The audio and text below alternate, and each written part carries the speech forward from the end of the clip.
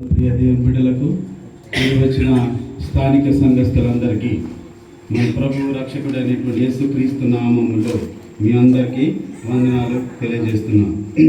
మీకు కొత్తగా ఉండొచ్చు, ఎందుకంటే ఇక్కడ ఉన్నటువంటి వారందరూ కూడా బైబిల్ క్లాస్కి అలవాటైన వాళ్ళు. ఇది బైబిల్ క్లాస్ మెసేజ్ రెండు కలిపి ఉంటాయి, మీరేం కంగారు పడాలి.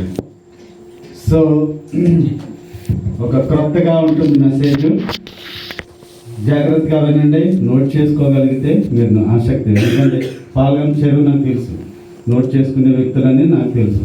సో నోట్ చేసుకోవడం చాలా ప్రాముఖ్యం, ఎందుకంటే నేను కూడా వాక్యం చదువుతున్నప్పుడు వినేవాడిగా ఉండను. నేను ఎలాగది వినేవాడిగా ఉండను. ఎందుకు ఎక్కడికైనా వెళ్తే నేను నోట్బుక్ తీసుకెళ్ళి రాసుకుంటాను. నేను కూడా మనిషినే కదా.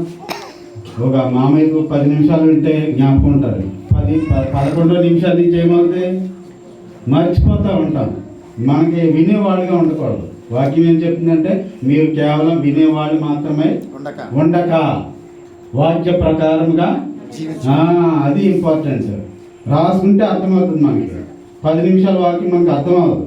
సో జాగ్రత్తగా మీరు వినండి, వీలైతే రాసుకోవడానికి ప్రయత్నం చేయండి. సరే, మన గమనానికి పరిశుద్ధ గ్రంథం నుండి ఒక వచనాన్ని మనం చూద్దాం. చూడండి, లూకాసు వార్త ఫస్ట్ యోహాను సువార్త 18వ అధ్యాయము.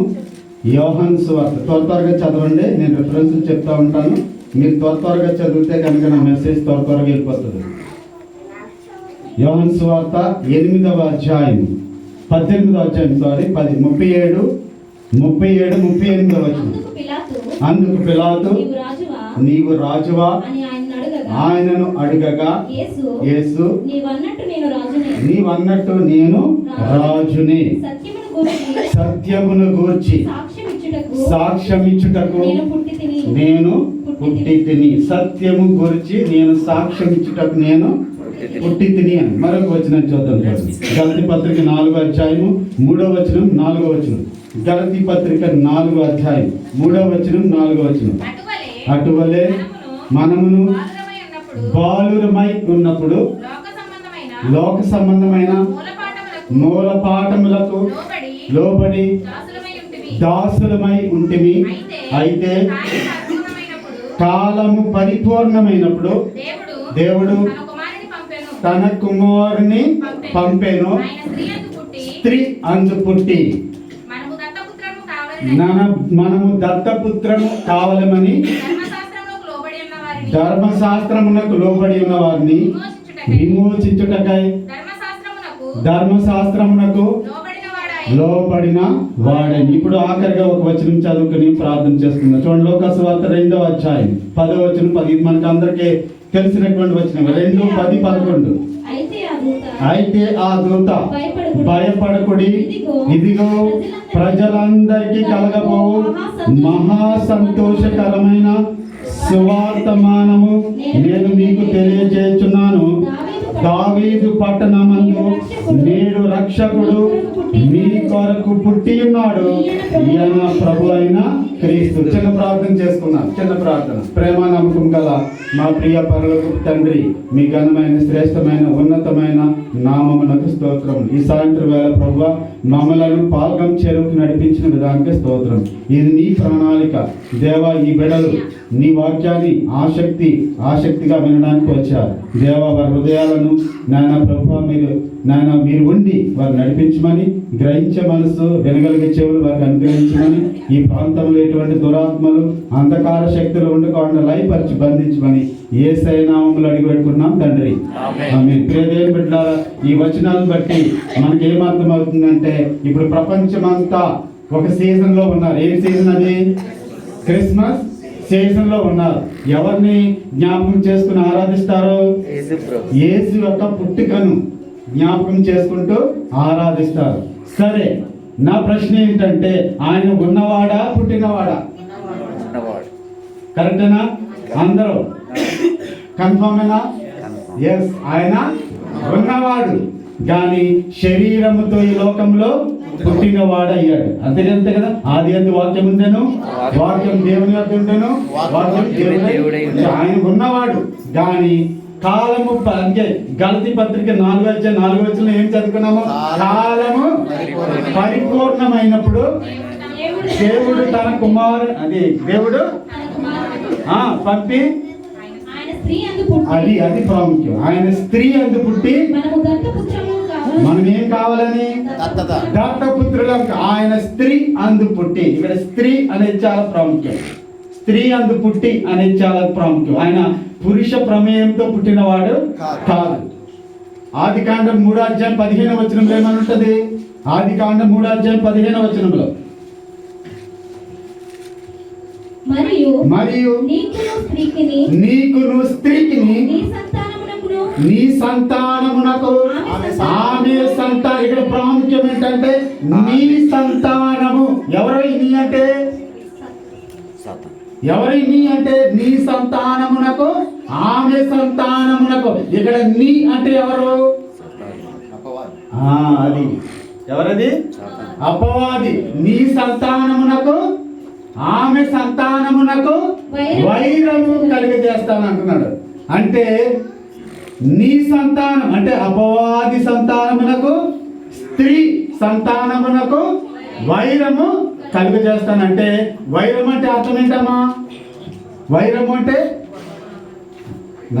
నా సౌండ్ కరెక్ట్గా ఉందా మీకు? ఓకేనా? ఏం ప్రాబ్లం లేదు కదా. సో నీ సంతానమునకు ఆమె సంతానమునకు. ఇక్కడ ఆమె అంటే ఎవరు? ఆమె అంటే మరియా, అవ్వ. ఆది కాలంలో ఉన్నామా?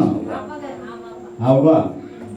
నీ సంతానమునకు అంటే అపవాది సంతానమునకు, ఆమె సంతానమునకంటే అవ్వ నుంచి వచ్చినటువంటి సంతానమునకు వైరము కలుగజేస్తానంటే శాపంలో వచ్చింది ఇది. దేవుని బిడ్డలారా, ఇప్పుడు మనం జ్ఞాపకం చేసుకునేది ఏంటంటే యేసు యొక్క పుట్టిక గురించి. ప్రపంచమంతా ఇప్పుడు క్రిస్మస్ సీజన్ లో ఉంది. ఇప్పుడు క్రిస్మస్ గురించి ఒక 5 నిమిషాలు నేను పరిచయం చేసి అప్పుడు నేను వాక్యంలోకి వెళ్తాను. అసలు క్రిస్మస్ అనే మాట బైబిల్ ఎక్కడైనా ఉందా? బైబిల్ ఎక్కడైనా ఉందా? లేదు. క్రిస్మస్ అనే మాట బైబిల్ అక్కడ లేదు. పోనీ ఆయన పుట్టిక డేట్ కానీ కాలం కానీ ఏమైనా ఉందా? లేదు. సరే, మరి ఎందుకు చేసుకుంటున్నారు ఈ క్రిస్మస్ అంటే ఇది ఆరాధన మహోత్సవం. ఎందుకు ఆరాధన అంటే క్రీస్తు పుట్టాడు కాబట్టి, భూమి మీద శరీరధారిగా పుట్టాడు కాబట్టి దాన్ని జ్ఞాపకం చేసుకుని మనం ఆరాధన చేస్తున్నాం. అంతే కదా. దీన్ని ఏమంటారంటే క్రిస్మస్ ఆరాధన మహోత్సవం అంటారు. క్రిస్మస్ ఆరాధన మహోత్సవం. ఆయన పుట్టాడు కాబట్టి ఆయనను జ్ఞాపకం చేసుకుంటూ, ఆయన శక్తిని జ్ఞాపకం చేసుకుంటూ, ఆయన ఉన్నతమైనటువంటి ప్రభావమును మనం జ్ఞాపకం చేసుకుంటూ మనం ఆరాధన చేస్తున్నాం. అయితే ఈ క్రిస్మస్ అనే మాట 2 పదాలు, క్రీస్ట్ అండ్ మాస్, 2 పదాలు జాయిన్ చేసి క్రిస్మస్ అని ఇది ఒక పదం కింద వచ్చింది. అసలు బైబిల్లో ఉందంటే బైబిల్లో అక్కడ ఈ మాట లేదు. కానీ క్రిస్మస్ అంటే అర్థం ఏంటి? Christ mass. క్రీస్తు, క్రైస్ట్ అంటే క్రీస్తు, మాస్ అంటే ఆరాధనకి ముందు ఏ మాట రావాలంటే సమూహము. మాస్ అంటే ఏంటి? సమూహము. అర్థమైంది మీకు?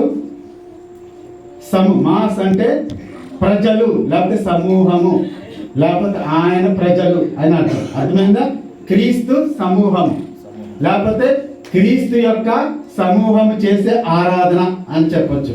మాస్ అనేటప్పటికి ఇది ఒక పాత ఇంగ్లీష్ మాట. ఇది ఏంటది?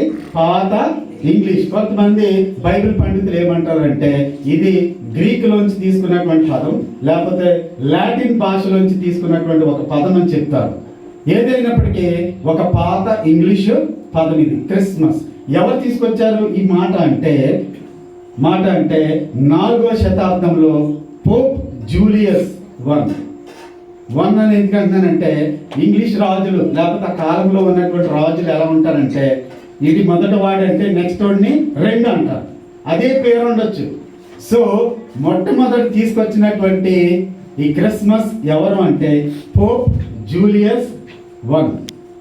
రోమ్ పట్టణంలో రోమ్ అంటే మీకు తెలుసు కదా, ఐరోపా ఖండంలో ఉన్నటువంటి ఒక దేశం యొక్క రాజధాని రోమ్.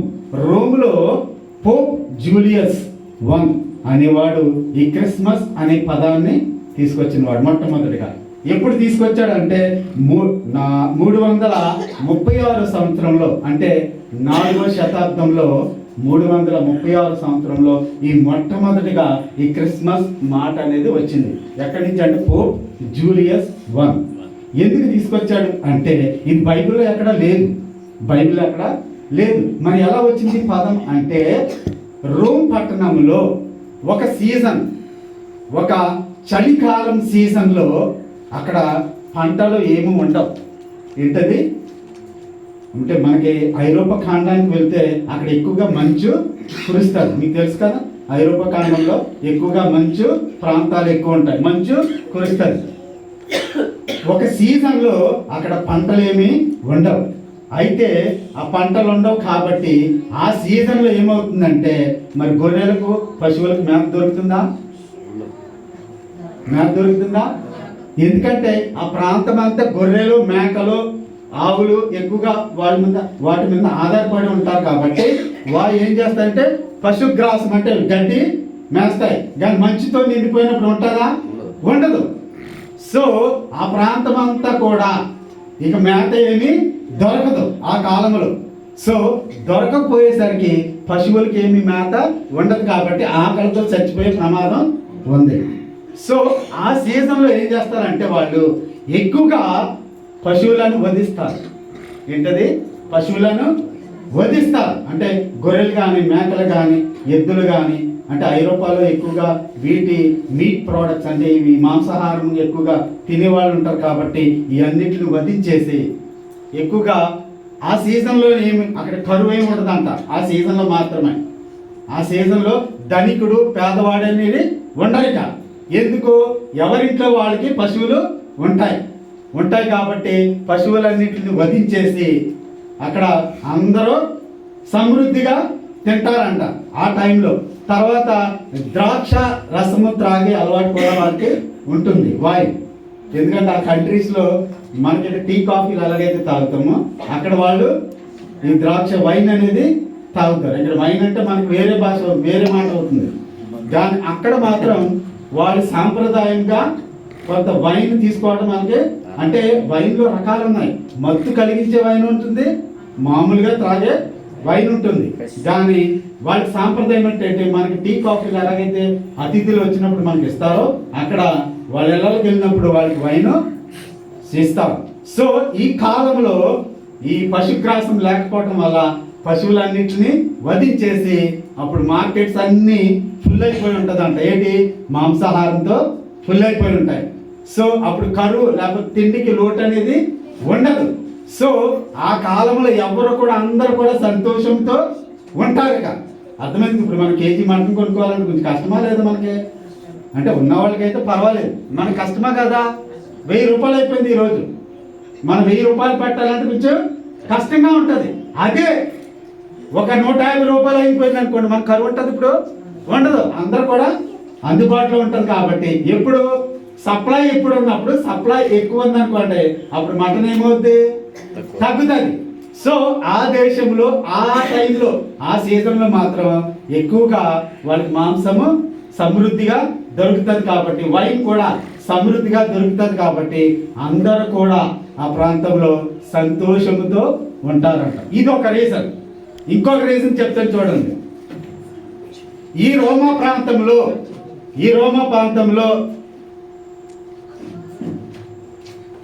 రెండు దేవతలు ఉన్నాయి.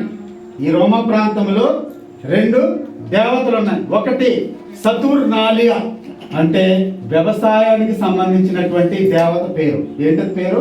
సతుర్నాలియా, వ్యవసాయానికి సంబంధించిన దేవుడు. ఇంకొక పేరు మిత్ర. ఈ మిత్ర అనేది సూర్య దేవత. ఏంటది? నేను మొదటి చెప్పింది ఏంటది? సతుర్నాలియా. ఇది వ్యవసాయానికి సంబంధించినటువంటి ఒక దేవత పేరు. ఇంకొకటి మిత్ర, సూర్య దేవత. ఈ సీజన్లో ఈ 2 దేవతలను ఎక్కువగా ఆరాధించడం వాళ్ళకి సాంప్రదాయం. ఈ మిత్ర అనే సూర్య దేవత పుట్టిందే డిసెంబర్ 25. ఏంటది? డిసెంబర్ 20. అది డిసెంబర్ 25 అనేది మన బైబిల్ ఎక్కడ కనపడదు. కానీ ఇప్పుడు మార్చి నెలలోనూ ఏప్రిల్, మే, జూన్, జూలై ఈ నెలలో క్రిస్మస్ అనే మాట ఉంటుంది, మన దగ్గర ఉండదు. ఎందుకని? డిసెంబర్ నెల వచ్చేసరికి క్రిస్మస్ అనే మాట మనం చెప్పుకుంటాం, ఆరాధిస్తాం. అక్కడ కూడా అంట ఈ సూర్య దేవత అయినటువంటి మిత్ర డిసెంబర్ 25ని బర్త్డే అంట. ఏంటది? పుట్టిన రోజు. సో ఈ డేట్ని తీసుకొచ్చి అక్కడ తగిలిచ్చారు. ఎవరు? Pope Julius I. అర్థమైందా? మీకు చరిత్ర తెలియాలి కాబట్టి నేను చెప్తున్నాను. ఎందుకు ఈ సీజన్లో అంత ప్రాముఖ్యత ఎందుకు అనేది మీకు చెప్తున్నాను. సో ఈ మిత్ర సూర్య దేవత, ఈ సతుర్నాలియ వ్యవసాయానికి సంబంధించినటువంటి ఒక దేవత. ఈ రెండు దేవతలని ఎక్కువగా వాళ్ళు ఆరాధించి పూజించేవారు. అంటే అప్పటికి క్రైస్తవ్యం ఇంకా స్థిరపడలేదు అప్పటికి. కానీ ఆ సీజన్లో ఆ పండగలు జరుగుతాయి కాబట్టి ఆ పుట్టికను స్టాండర్డ్ చేశారు వాళ్ళు. డిసెంబర్ 25. సరే, స్టాండర్డ్ చేసి ఎన్ని దినాలు జరుపుకునేవారంటే 12 దినాలు. ఎన్ని దినాలు? డిసెంబర్ 25 మొదలైతే జనవరి 6వ తారీఖు వరకు వీళ్ళ క్రిస్మస్ సీజన్ కొనసాగింది. వీళ్ళ పండగలో కొనసాగినాయి. అంటే సూర్య దేవత అయినటువంటి మిత్ర తమ పండగను 12 దినాలు కొనసాగించారంట, 6వ తారీఖు వరకు. ఇక్కడ ప్రపంచమంతా 2 భాగాలుగా విడిపోయారు. ఎలాగా? ఎందుకు ఈ డేట్ చెప్తున్నానంటే, వెస్ట్రన్ ఆర్థోడాక్స్ అంటే పశ్చిమ ఆర్థోడాక్స్ చర్చ్ వారు విడిపోయారు. ఈస్టర్న్ ఆర్థోడాక్స్ అంటే తూర్పు ఆర్థోడాక్స్ చర్చ్ వారు విడిపోయి వాళ్ళు సపరేట్ డేట్లు పెట్టుకున్నారు. ఎలాగా? వెస్ట్రన్ అంటే పశ్చిమ ఆర్థోడాక్స్ చర్చ్ వారేమో డిసెంబర్ 25ని చేసుకుంటారు. ఈస్టర్న్ ఆర్థోడాక్స్ అంటే తూర్పు ఆర్థోడాక్స్ వారు జనవరి 7వ తారీఖున వాళ్ళకి క్రిస్మస్. మసిరి వాళ్ళు మీరు చూసారా? మసిరి వాళ్ళకి ఎప్పుడు క్రిస్మస్? ఎప్పుడన్నా విన్నారు మీరు? వెళ్ళలేదు. ఎందుకంటే నేను మసిరి వాళ్ళతో పనిచేశాను కాబట్టి, క్రైస్తవులు కాబట్టి మా డాక్టర్స్ వాళ్ళందరూ జనవరి 7వ తారీఖుని వాళ్ళు క్రిస్మస్కి వెళ్తారు. నేనేమో డిసెంబర్ 25 సెలవు తీసుకుంటే వాళ్ళేమో జనవరి 7వ తారీఖుని వాళ్ళు సెలవు తీసుకునేవారు. సో ఈస్టర్న్ ఆర్థోడాక్స్ చర్చ్ వారు జనవరి 7వ తారీఖున వాళ్ళకి క్రిస్మస్. వెస్ట్రన్ పశ్చిమ దేశం వాళ్ళకేమో డిసెంబర్ 25వ తారీఖున వాళ్ళకి క్రిస్మస్. ఇలాగా విడిపోయి సపరేట్ డేట్లు వాళ్ళు పెట్టుకోవడం జరిగింది. కానీ మనం ఎవరు ఫాలో అవుతున్నప్పుడు మనకి ఏ డేట్ లేదు. ఎందుకంటే నవంబర్ 20వ తారీఖు తర్వాత జనవరి 1st వీక్ వరకు మనకి క్రిస్మస్ కొనసాగుతుంది. ఎవరి సౌలభ్యం కొరకు వాళ్ళు డేట్లు పెట్టుకుని మంచిదే. అంటే తప్పేం పట్టకూడదు. ఎందుకంటే ఇది బైబిల్లో వచ్చినటువంటి డేట్ ఏమీ కాదు. కానీ క్రీస్తు ఈ లోకంలో ఒక మనిషిగా దైవ మానవుడిగా పుట్టాడని చెప్పి మనం ఆరాధిస్తున్నాం. అందుకే దీనికి క్రిస్మస్ ఆరాధన మహోత్సవం అని పేరు పెట్టారు. ఓకేనా? సో ఇది దీని యొక్క చరిత్ర. ఎలా వచ్చింది క్రిస్మస్ అని తెలుసుకోవాలి మనం. ఒకవేళ ఎవరైనా అడిగితే కనుక ఇప్పుడు మార్చి నెలలో క్రిస్మస్ చేయట్లేదని మీరు అన్నారనుకోండి, అప్పుడు ఏం సమాధానం చెప్తారు మీరు? డిసెంబర్లోనే ఎందుకు చేస్తున్నారు అంటే మీ దగ్గర ఆన్సర్ ఉందా? అది.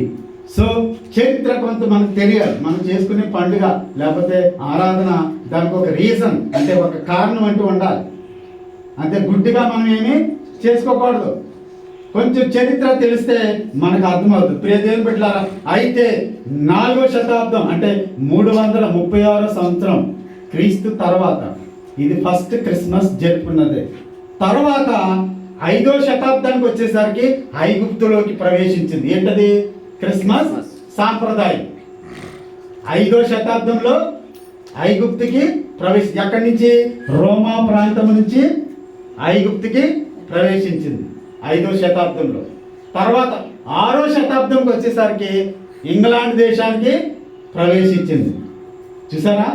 మొట్టమొదటి రోమా ప్రాంతంలో స్టార్ట్ చేశారు, తర్వాత ఐగుప్తుకి వచ్చింది, తర్వాత అక్కడ నుండి ఇంగ్లాండ్కి వెళ్ళింది 6వ శతాబ్దంకి వచ్చేసరికి. అక్కడ ఏమైంది అంటే అక్కడ ఒక రాజు, ఆయన ఒలివర్ క్రోమ్వెల్ అనేవాడు ఏం చేశాడంటే 6వ శతాబ్దంలో క్రిస్మస్ని క్యాన్సిల్ చేశాడు. ఏం చేశాడు? క్యాన్సిల్ చేశాడు. అసలు మీరు జరుపుకోకూడదు అని చెప్పి క్రిస్మస్ని క్యాన్సిల్ చేశాడు. ఒలివర్ క్రోమ్వెల్ అని ఒక అప్పటికి ఇంకా ప్రధానమంత్రి ప్రెసిడెంట్ ఎవరిలో ఆ టైంలో ఉన్నారా?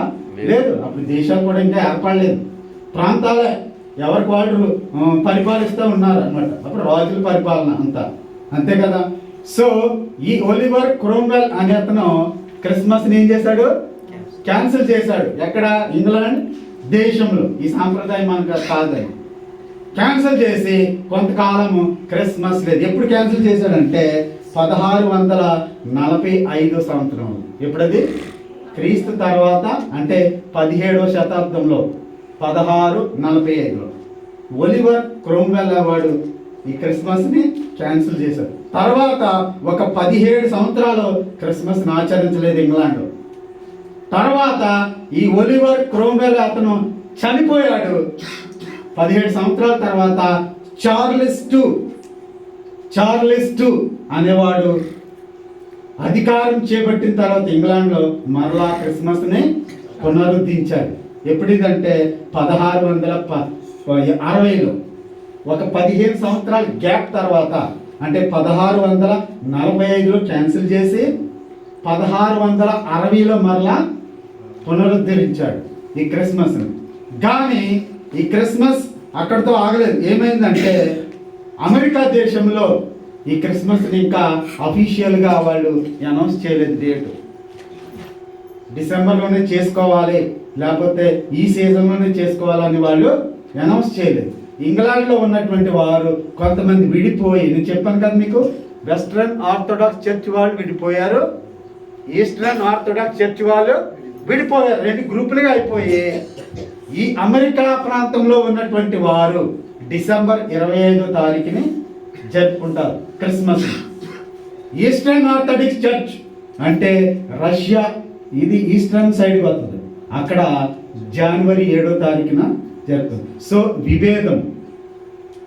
సో అమెరికాలో ఎప్పుడు ఈ డేట్ని అనౌన్స్ చేశారు అఫీషియల్గా అంటే జూన్ 26వ తారీఖున 1870వ సంవత్సరంలో అఫీషియల్గా క్రిస్మస్ అనేది అనౌన్స్ చేసి అప్పుడు సెలవు ఇవ్వటం మొదలుపెట్టారు. అర్థమవుతుందిగా? అంతవరకు క్రిస్మస్ సెలవు అనేది లేదు, ఎందుకంటే అఫీషియల్గా గవర్నమెంట్ డిక్లేర్ చేయలేదు. కానీ ఎప్పుడు డిక్లేర్ చేశారంటే జూన్ 26వ తారీఖున 1870 సంవత్సరంలో క్రిస్మస్ని అఫీషియల్గా అమెరికాలో ఒక డేట్ని అనౌన్స్ చేసి నిర్ణయించారు క్రిస్మస్ అని. ప్రియదేవుని బిడ్డలారా, ఎందుకు ఈ చరిత్ర చెప్పానంటే క్రిస్మస్ ఎందుకు మనం ఈ సీజన్లో మనం చేసుకుంటున్నాం అది తెలియాలి మనకి.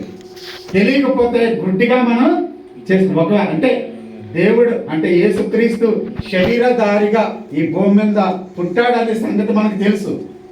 కానీ ప్రజలు ఆచరించే క్రిస్మస్ దినాన్ని ఎందుకు చేసుకుంటున్నారనేది మనకు అర్థం అవ్వాలి. ఈ డేట్లోనే ఎందుకు చేసుకుంటున్నారు, ఈ సీజన్లోనే ఎందుకు చేసుకుంటున్నారు అనేది మనకి అర్థం అవ్వాలి. సో అందుకు కొంత ఇంట్రడక్షన్గా మీకు తెలియజేస్తున్నాం. సో ఓకే, క్రిస్మస్ ఇది ఒక ఇంగ్లీష్ పదము. దీనికి క్రిస్టస్ మాసే అని ఒక ఇంగ్లీష్ పదం ఇది. సో క్రీస్తు సమూహము, ఈ క్రీస్తు సమూహము చేసే ఆరాధనే క్రిస్మస్ ఆరాధన. దేవుని బిడ్డలారా, సో ఇటువంటి కొంత ఇంట్రడక్షన్ మీకు ఇచ్చే కొంత జ్ఞానం, అంటే రేపొద్దున ఎవరైనా ప్రశ్నిస్తే కనుక మనము కొంత సమాచారాన్ని వాళ్ళకి చెప్పగలిగి ఉండాలి. ఇది గ్రుడ్డిగా మనం చేసుకోకూడదు. అయితే ఇప్పుడు మనకు వచనంలోకి వెళ్దాం. 10వ వచనం 11వ వచనం. అయితే దూత భయపడకుడి, ఇదిగో ప్రజలందరికీ కలగబో మహా సంతోషకరమైన సువార్తమానము నేను మీకు తెలియజేస్తున్నాను. దావీదు పట్టణమందు నేడు రక్షకుడు మీ కొరకు పుట్టి ఉన్నాడు, ఈయన ప్రభు అయిన క్రీస్తు.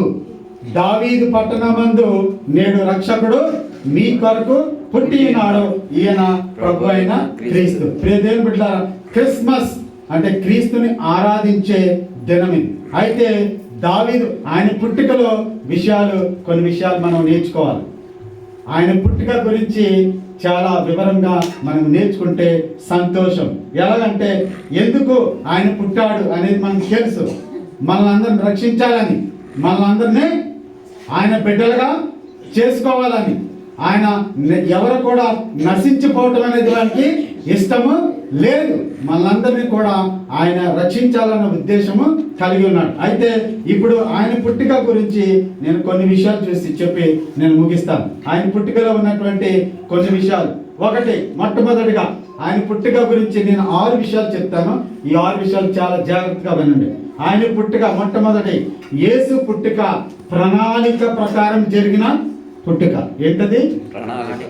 యేసు పుట్టుక ప్రణాళిక ప్రకారంగా జరిగిన పుట్టుక. ఎలా చెప్పగలరు ప్రణాళిక ప్రకారంగా? మనం ప్రణాళిక ప్రకారంగా పుట్టాం. మనము తల్లిదండ్రులు నిర్ణయించుకుని మనల్ని కన్నారు మనల్ని లేదు. కానీ యేసు పుట్టక ముందే, దాదాపు 800 సంవత్సరాల ముందే దేవుడు తన ప్రవక్తల చేత పలికించినటువంటి మాట చూద్దాం. యెషయా గ్రంథం 9వ అధ్యాయము 7వ అధ్యాయం 14వ వచనం చూడమ్మా. యెషయా 7:14. కాబట్టి ప్రభు తానే ఒక సూచన మీకు చూపును, ఆలకించుడి. కన్యక గర్భవతి అయి కుమారుని కని అతనికి ఇమ్మానుయేలు అని పేరు. ఇది ప్రణాళిక ప్రకారంగా జరిగిందా, లేకపోతే అలా సడన్ గా జరిగిందా? ప్రణాళిక ప్రకారం. ఎందుకంటే దేవుడు ముందుగానే ప్లాన్ వేసుకున్నాడు. ఆ ప్లాన్ ప్రకారంగానే ప్రవక్త చేత పలికించిన మాట. కన్యక గర్భము ధరించి కుమారుని కనెను, ఆయనకి ఇమ్మానుయేలు అని పేరు పెట్టింది. ఇమ్మానుయేలు అంటే దేవుడు మనకి తోడు. సో ప్రణాళిక ప్రకారంగా జరిగినటువంటి పుట్టుకే యేసు యొక్క పుట్టుక. ఇది మొదటి వచనం, మొదటిది. ఇంకా చాలా వచనాలు ఉన్నాయి, నేను అవన్నీ జ్ఞాపకం చేయలేను ఎందుకంటే టైం అయిపోతుంది కాబట్టి. రెండోది, యేసు పుట్టుక పరిశుద్ధమైన పుట్టుక. ఏంటది? యేసు పుట్టుక పరిశుద్ధమైన పుట్టుక. ఆయన ఒక స్త్రీ ప్రమేయం లేకుండా కలిగినటువంటి బిడ్డ. పురుషుడి ప్రమేయము లేకుండా పుట్టినటువంటి వాడు. ఎందుకంటే యోసేపు భూ సంబంధమైనటువంటి తండ్రి, కానీ ఆయన ప్రమేయం ఉందా? లేదు. కానీ ఆయన పుట్టుక పరిశుద్ధాత్మ వలన జరిగిన పుట్టుక. మొట్టమొదటి పుట్టుక ఏంటది? ప్రణాళిక ప్రకారంగా పుట్టినటువంటి పుట్టుక, యేసు పుట్టుక. రెండవది, పరిశుద్ధాత్మ ద్వారా పుట్టినటువంటి పుట్టుక, యేసు పుట్టుక. ప్రియదేవుడు, అందుకే గలతీ పత్రిక 4:4 ఏమన్నాడు? స్త్రీ యందు కాలము సంపూర్ణమైనప్పుడు దేవుడు తన కుమారుని స్త్రీ అందు పుట్టి, అంటే పురుష ప్రమేయము లేదు. ఈ భూమి మీద ఒకే ఒక మనిషి పుట్టినవాడు, స్త్రీ అందు పుట్టినవాడు ఎవరంటే యేసు మాత్రమే. ఎందుకంటే ఈ భూమి మీద మొట్టమొదటిగా దేవుడు పుట్టించినటువంటి వాడు ఆదాములు, అవ్వలు. ఆయనకి భూ సంబంధమైన తల్లిదండ్రులు లేరు. దేవుడు పుట్టించాడు, అంటే ఆత్మీయ తండ్రి అయిన దేవుని. తర్వాత పుట్టినటువంటి వాడు యేసుక్రీస్తు. ఎందుకంటే ఆయన పుట్టుక పరలోకము నుంచి జరిగిన పుట్టుక. సో ఈ ఇద్దరు మాత్రమే, ఒకడు ఆదాము అవ్వలైతే ఇంకొకరు యేసుక్రీస్తు ప్రభు. వీళ్ళిద్దరు మాత్రమే వాళ్ళ పుట్టుక పురుష ప్రమేయం లేకుండా జరిగిన పుట్టుక. అందుకే మొదటి ఆదాము, కడపటి ఆదాము అని ఉంటుంది, అవునా కదా? సో మొదటి ఆదాము ఎవరు? ఆదాము, అవ్వ. దేవుడు పుట్టించాడు, ఆయనే, తల్లిదండ్రులు లేరు, దేవుడే పుట్టించాడు. కడపటి ఆదాము యేసుక్రీస్తు ప్రభు. ఆయన కూడా దేవుని ద్వారా పుట్టినటువంటి వాడు, పురుష ప్రమేయం లేకుండా. సో ఆయన పుట్టుక ఎటువంటిదంటే పరిశుద్ధ ఆత్మ ద్వారా పుట్టిన పుట్టుక. మూడవది, యేసు పుట్టుక పరలోక సంబంధమైనది, పరలోకము నుండి జరిగింది. లోక సువార్త 1వ అధ్యాయం చూడమ్మా. 1వ అధ్యాయం 27 నుంచి చదవండి. లోక సువార్త. దావీదు వంశస్థుడైన యోసేపు అనే ఒక పురుషుడికి ప్రదానం చేయబడిన కన్యక యొద్దకు దేవుని చేత పంపబడెను. ఆ, ఆ కన్యక పేరు మరియా. మరియా ఆ దూత లోపలికి వచ్చి ఆమెను చూచి దయాప్రాప్తురాలా నీకు శుభము, ప్రభువు నీకు తోడై ఉన్నాడని చెప్పాను. ప్రభు నీకు తోడై ఉన్నాడని చెప్పాను. ఆమె ఆ మాటకు ఆ, బహుగా తొందరపడి ఈ శుభవచనం ఏమిటో అని ఆలోచించుకొనిచుండగా దూత మరియా భయపడకము, దేవుని వలన కృప పొందితివి, ఇదిగో నీవు గర్భము ధరించి కుమారుని కని ఆయన యేసు అని పేరు పెట్టుదు. ఆయన గొప్పవాడే, సర్వోన్నతుని కుమారుడు అనబడును. చాలు అంటే యేసు పుట్టుక ఎక్కడ జరిగింది? పరలోకము నుండి జరిగిన పుట్టుక. మొదటిది ఏంటంటే యేసు పుట్టుక ప్రణాళిక ప్రకారంగా జరిగిన పుట్టుక. రెండవది పరిశుద్ధాత్మ ద్వారా జరిగిన పుట్టుక. మూడవది పరలోకము నుండి జరిగిన పుట్టుక. నాలుగో చూద్దాం. యేసు పుట్టుక అందరి పాపముల కొరకు పుట్టిన పుట్టుక. చదవమ్మ. రోమాపత్రిక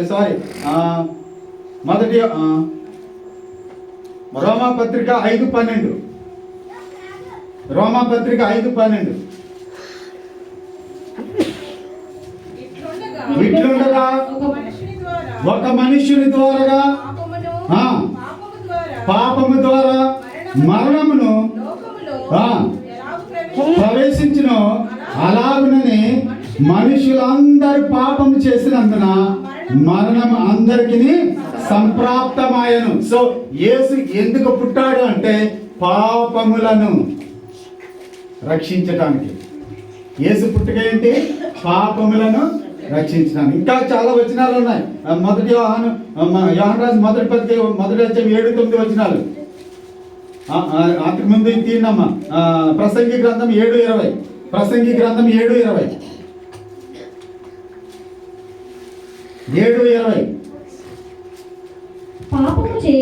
పాపము చేయక మేలు చేయుచుండు నీతిమంతుడు భూమి మీద ఒకడైనను లేడు. సో అందరూ పాపము చేసి దేవుడు అనుగ్రహించిన మహిమను పొందుకోలేకపోతున్నారు. కాబట్టి యేసు పుట్టుక ఎందుకంటే పాపులను రక్షించడానికి. మొట్టగా చెప్పండి, మీరు మర్చిపోతున్నారని గుర్తు చేస్తున్నాను. యేసు పుట్టుక ఏంటి? ఎందుకంటే మొదట 2 గుర్తుంటాయి, అక్కడి నుంచి ఆవిరైపోతాయి మన మైండ్ లో. యేసు పుట్టుక 2 పరిశుద్ధ, 3 4 పాపుల కొరకైన పుట్టుక. ఇక్కడ 5 చూద్దాం. యేసు పుట్టుక ప్రపంచ చరిత్రను విభజించిన పుట్టుక.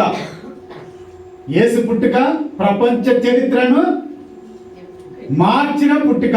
ఎలాగా చెప్తున్నారు అంటే క్రీస్తు పూర్వము, క్రీస్తు సెకండ్. ఎందుకు వచ్చింది ఈ మాట? ఎవరి నుంచి వచ్చింది? అంతే కదా. అంటే ఇప్పుడు క్యాలెండర్ ఫాలో అయ్యేది ఎవరిని బట్టి? అది ప్రపంచ చరిత్రను మార్చాడా లేదా? మార్చాడు. సో యేసు పుట్టుక ప్రపంచ చరిత్రను విభజించాడు. క్రీస్తు పూర్వము, క్రీస్తు.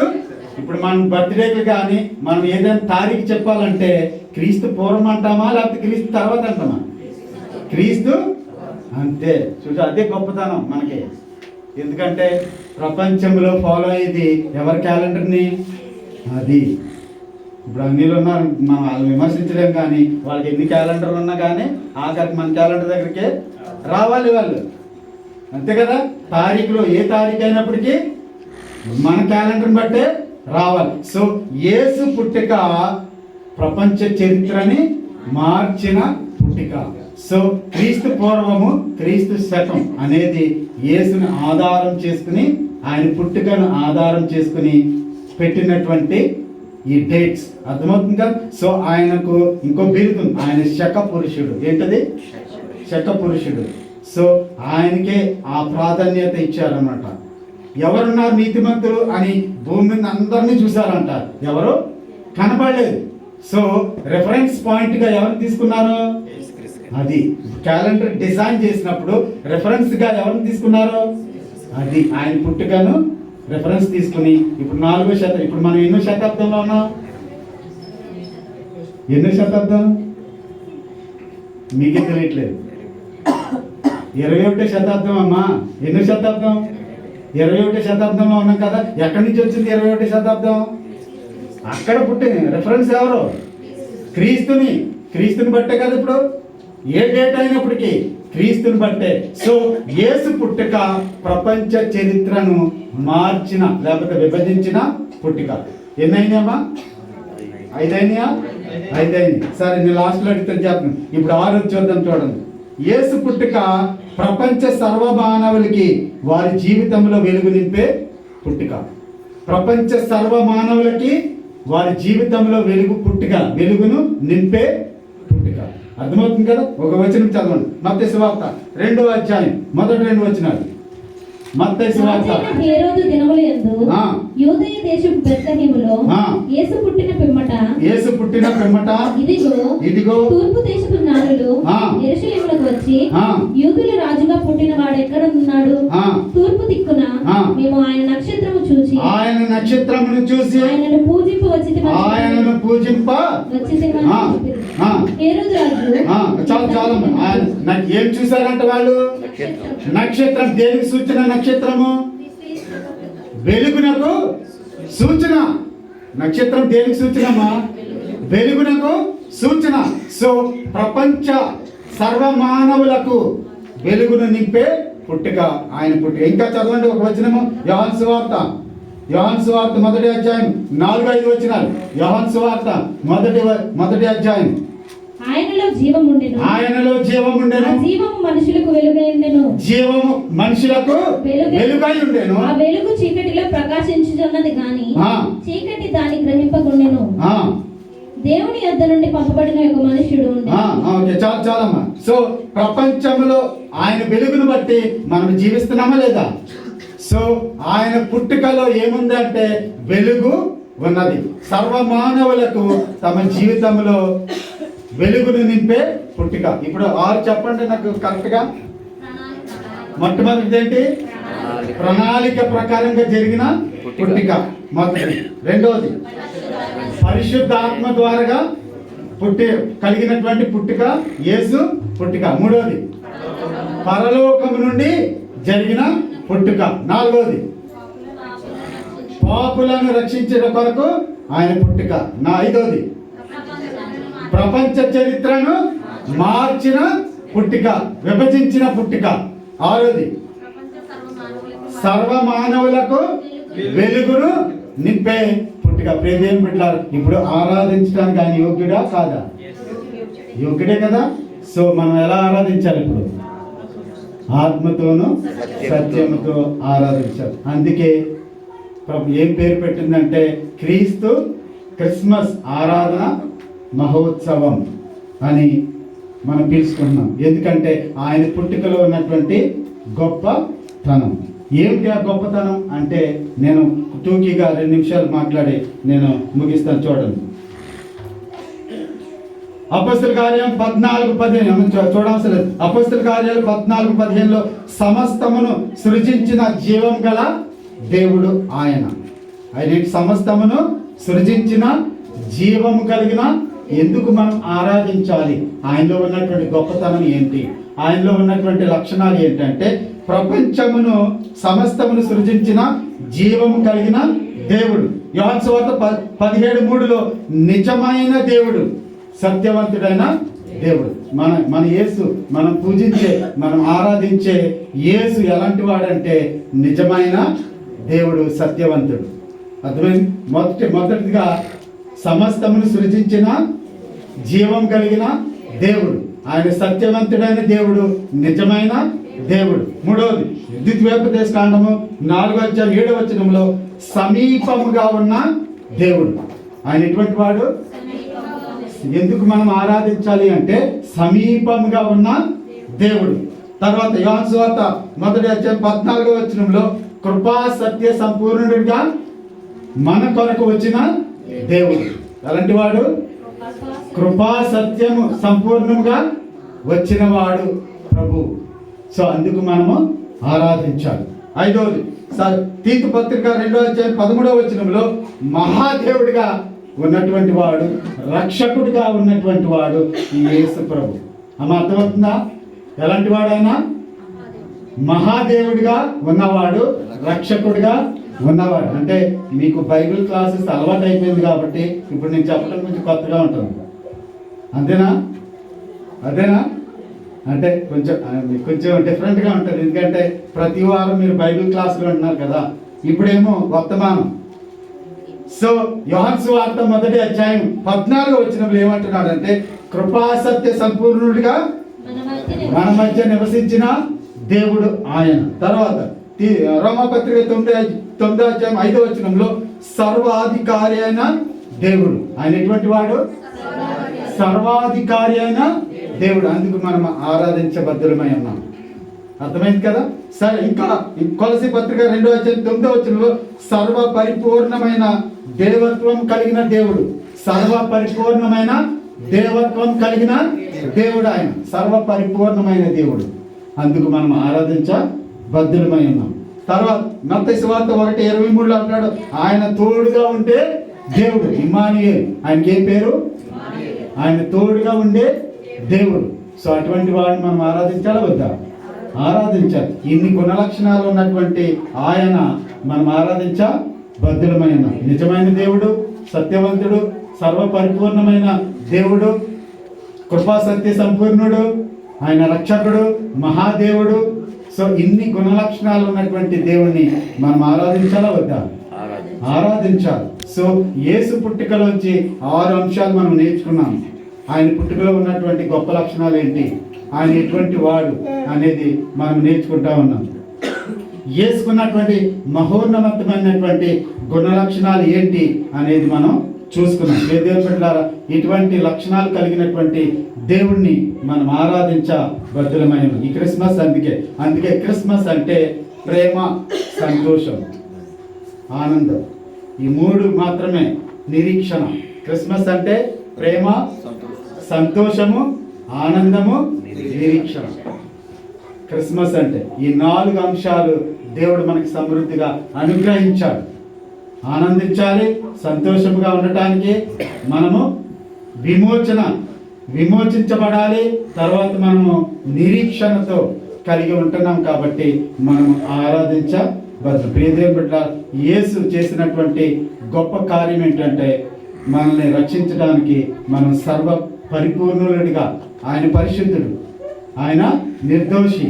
సో మనల్ని ఆ పరిపూర్ణతలోకి నడిపించాలని చెప్పి దేవుడు తన కుమారుడైనటువంటి యేసుక్రీస్తుని ఈ భూలోకానికి పంపించాడు. ఒక్కసారి ఆఖరి వచనం చదివి నేను ముగిస్తాను. చూడండి, గలతీ పత్రిక 4:4 చదవండి. అయితే కాలము పరిపూర్ణమైనప్పుడు దేవుడు తన కుమారుని పంపెను. ఆయన స్త్రీ అందు పుట్టి మనము దత్తపుత్రులం కావాలనని ధర్మశాస్త్రమునకు లోబడి ఉన్న వారిని విమోచించుటకు ధర్మశాస్త్రమునకు లోబడిన వాడే. ఆయన స్త్రీ అందు పుట్టి అంటే ఆయన స్త్రీ అందు పుట్టడంలో ఆయనకు ఉన్నటువంటి మహోన్నతమైనటువంటి గుణ లక్షణాలు ఏంటో మనము చూసాం. ఆయన పుట్టుక ప్రత్యేకమైనటువంటి పుట్టుక. ఇప్పుడు దేవుడు కోరుకున్నది ఏంటంటే మనం కూడా దేవుని మూలంగా పుట్టాలి. ఎలాగా? అర్థమైందా మీకు? దేవుని మూలంగా పుట్టడం అంటే అర్థం ఏంటి? తల్లిదండ్రుల ద్వారా వచ్చినటువంటి ఈ పాప శరీరం, ఈ జన్మ పరలోకం వెళ్తుందా? వెళ్ళదు. మరి ఎలాగా అంటే దేవుని మూలంగా పుట్టాలి. ఆదాము అవ్వలు దేవుని మూలంగా పుట్టారు. తర్వాత కడపటి ఆదామైనటువంటి యేసుక్రీస్తు దేవుని మూలంగా పుట్టాడు. సో దేవుని మూలంగా పుట్టి తిరిగి లేచినటువంటి వాడు యేసుక్రీస్తు ప్రభు. ఏ శక్తితో అంటే దేవుడు అనుగ్రహించినటువంటి మహిమతో ఆయన తిరిగి లేచాడు. ప్రియదేవుని బిడ్డలారా, దేవుడు కోరుకునేది ఏంటంటే తిరిగి జన్మించాలి మనం. ఎలాగా? నికోదేము ఎలా జన్మించాడు? నికోదేము ఒక అన్యుడు యేసుక్రీస్తు ప్రభు దగ్గరికి వెళ్ళాడు. అయ్యా, నేను పరలోకము వెళ్ళాలి. నువ్వంటే ఎవరో నాకు తెలుసు, నువ్వు దేవుని కుమారుడు అని నాకు తెలుసు, నువ్వు పరలోకం నుంచి వచ్చావని నాకు తెలుసు. అయితే నేను పరలోకం వెళ్ళడానికి ఏంటి మార్గము అని అడిగాడు. అడిగితే ఏం చెప్పాడు యేసు? ఒకడు నీటి మూలంగాను ఆత్మ మూలంగాను జన్మించాలి. అదే పరలోకమైన పుట్టుక. ప్రియదేవుని బిడ్డ, ఇక్కడ ఎవరైనా ఉన్నట్లయితే, ఇంకా రక్షణలోకి రాలేనట్లయితే, ఇంకా దేవుని మూలంగా పుట్టలేదు అంటే ఇప్పుడే తీర్మానం చేసుకోండి. ఎందుకంటే ఈ శరీరము క్షయమైపోయే శరీరం, నిమిషంలో మాయమైపోతుంది. సో ఈ శరీరం పరలోకం వెళ్ళాలి అంటే మన పుట్టుక ఎలా జరగాలి? ఇప్పుడు దేవుని మూలంగా జరగాలి. అదే యోహాను సువార్త, యోహాను పత్రికలో రాసి ఉంటుంది చూడండి. మొదటి యోహాను 5వ అధ్యాయము, యోహాను రాసినటువంటి మొదటి పత్రిక 5వ అధ్యాయము 4-5 వచనాల్లో ఉంటుంది చూడండి. దేవుని మూలముగా పుట్టిన వారందరూ లోకమును జయించుదురు. లోకమును జయించిన విజయము మన విశ్వాసమే. యేసు దేవుని కుమారుడని నమ్మువాడు తప్ప లోకమును జయించువాడు మరి ఎవడు? నీళ్ల ద్వారాను రక్తము ద్వారాను వచ్చినవాడు ఈయనే. చాలా సరిపోతుంది. అంటే లోకమును జయించాలంటే మనం ఎవరి మూలంగా పుట్టాలి? ఇప్పుడు అర్థమైంది మీకు? లోకమును జయించాలి అంటే మన పుట్టుక ఎలా జరగాలి అంటే పరలోకము నుండి జరగాలి. పరలోకము నుంచి జరగాలంటే మనం ఎవరి యందు విశ్వాసం ఉంచాలి? యేసు. ఎప్పుడైతే యేసుక్రీస్తుని విశ్వసిస్తావో యేసు యొక్క ఆత్మ ఎవరిలోకి వస్తుంది? మనలోకి వస్తుంది. ఎప్పుడైతే ఆయన యందు విశ్వాసం ఉంచుతామో అప్పుడు యేసు యొక్క ఆత్మ ఎవరిలోకి ప్రవేశిస్తుందమ్మా? మనలోకి ప్రవేశించి అప్పుడు పరలోకము నుండి పుట్టడానికి ఆ క్రీస్తు ఆత్మ మనల్ని నడిపిస్తారు. అంతవరకు నీకు పరలోకపు పుట్టుక జరగదు. సో అందుకే ఎవరైతే దేవుని మూలంగా పుడతారో వారు మాత్రమే లోకమును జయిస్తారు. అంటే లోకాన్ని జయించాలంటే మన పుట్టుక ఎలా జరగాలి? ఇప్పుడు పరలోకం నుండి జరగాలి. దేవుని బిడ్డలారా, నేను చెప్పేది ఏంటంటే ఎవరైతే ఇంకా విశ్వాసం ఉంచలేదో, ఎవరైతే ఇంకా ఒక అపనమ్మకములో ఈ శరీరంతో దేవుని దగ్గరికి వెళ్ళిపోవచ్చు అనుకుంటే కనుక బైబిల్ ఒప్పుకోరు. మన పుట్టుక ఎలా జరగాలి? పరలోకం నుండి జరగాలి. ఎందుకంటే పరలోకం నుంచి జరిగినటువంటి పుట్టుక ఇద్దరికి మాత్రం, ఒకటి ఆదాము అవ్వలు, మరొకడు యేసుక్రీస్తుకి. సో మనం పరలోకం నుంచి మన పుట్టుక జరగాలి. ఎందుకంటే ఆదాము నుంచి వచ్చినటువంటి సంతానంలో వచ్చినటువంటి ఎవరు కూడా నీతిమంతులు కాదు, అందరము పాపమే. ఎందుకంటే పాప స్వభావంతో మనం కలిగి ఉన్నాం, పుట్టి ఉన్నాం.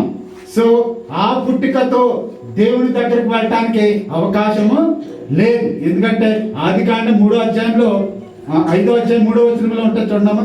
ఒక వచనము నేను మీకు జ్ఞాపకం చేస్తాను. 5వ అధ్యాయం 3వ వచనం.